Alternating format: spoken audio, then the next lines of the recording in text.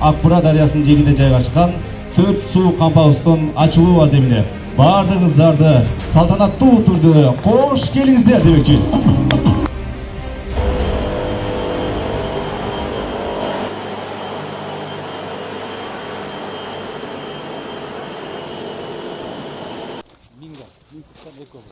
Beş kampa da. 5 kamp eкен да. Үстүгө суу кармап берди. О, напор сонун экен, а? Канча метрден суу чыкты? 50 метрге. 5-50.